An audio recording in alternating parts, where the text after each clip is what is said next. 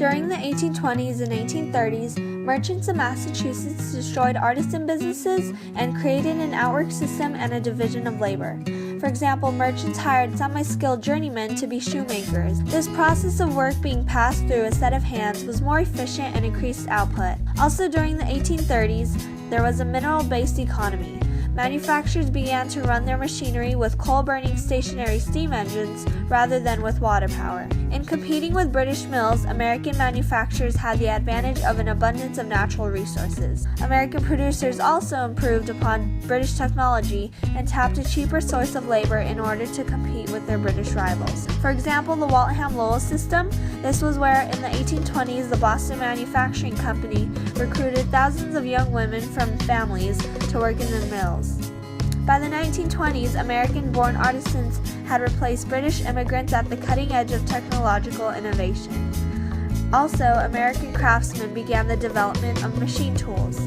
As the Industrial Revolution gathered momentum and factory systems spread, more and more workers became wage earners who labored under an employer. These male wage workers started to refer to their employer as boss. Many craft workers started to espouse artisan republicanism, an ideology of production based on liberty and equality. Wage earners began to form unions and bargain with their employers. They resented low wages and long hours. However, these unions were regarded as illegal combinations and a threat to employers' safety. But workers found considerable popular support for their cause, with the Supreme Court upholding the right of workers. As American factories churned out more goods, businessmen began constructing massive systems of canals.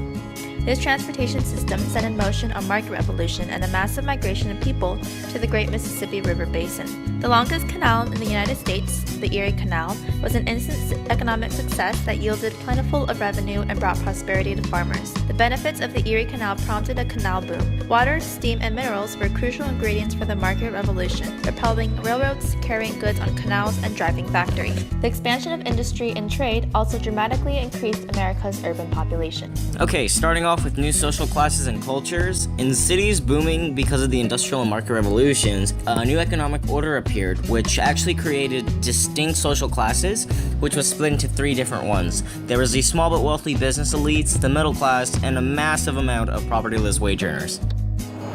Starting off with the first group, which was the business elite, which formed because of the Industrial Revolution, this group consisted of very rich merchants, manufacturers, bankers, and landlords. As cities expanded in size and wealth, the business elite groups and families consciously set themselves apart from the other classes. They did this by dressing up in well-tailored clothes, having fancy carriages, buying expensive homes, and etc. This geographic isolation of privileged families compared to the massive flow of immigrants into separate districts divided cities spatially along the lines of class, race, and ethnicity. Now, between the wealthy owners and the propertyless wage earners was the growing middle class, which was seen as the social product of increased commerce. The emergence of the middle class reflected a dramatic rise in prosperity during that time, and the surge of income during that time period, along with an abundance of inexpensive mass-produced goods, fostered a distinct middle-class urban culture. When regarding the urban worker and the poor class, thoughtful business leaders concluded that the human farmer and artisan republican ideal was no longer possible. At the time, the nation's slave count was about 2.5 million, with a separate count counting about 3 million of these people laboring for others. During this time, few prospered, and many of the urban workers and the poor had horrible living conditions, such as dilapidated housings in horrible neighborhoods, or having the wife stay home and wash dirty clothes while the husband goes out to lift lumber and carry heavy things all day. Congregational and Presbyterian ministers created organizations of conservative social reform that historians call the Benevolent Empire, which became prominent in the 1820s. The goal was to restore the moral government of God by reducing the consumption of alcohol and other vices that resulted in poverty. They targeted age-old evils such as drunkenness, adultery, prostitution, and crime. Reformers devised new institutions to help the needy, and the Benevolent Empire's efforts to impose its Sabbatarian values provoked opposition from workers and freethinkers. Popular resistance by workers and planters limited the success of the Benevolent Empire.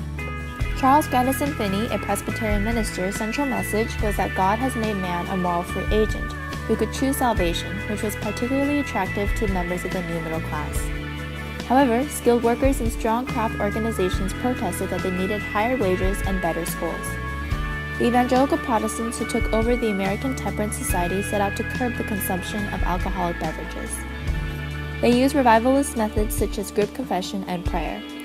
Evangelical reformers celebrated religion as the key to moral improvement. Religious discipline and the ideology of social mobility thus served as powerful cements, bonding middle-class Americans and wage-earning citizens.